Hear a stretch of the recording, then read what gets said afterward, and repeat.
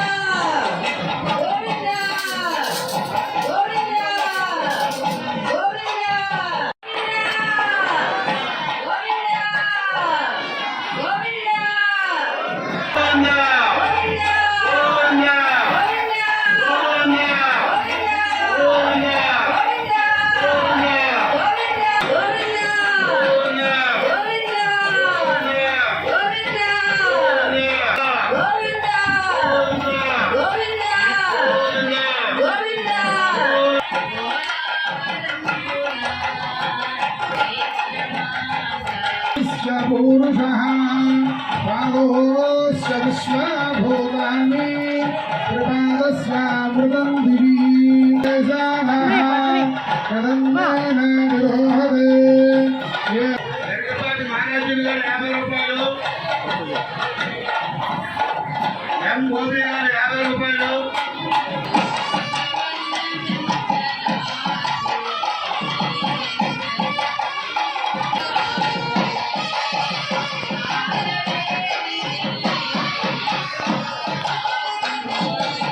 సాక్షిగా ఈ పాలన వదులుకోవాలని చెప్పి లక్ష్మణుడు మేఘనాథుల మీదకి అన్ని అస్త్రాలు ప్రయోగపడాలని చెప్పి ఆ శిరోధరంపై నుంచి కింద పదవం వరకు ప్రాగుతూ వచ్చే తలంప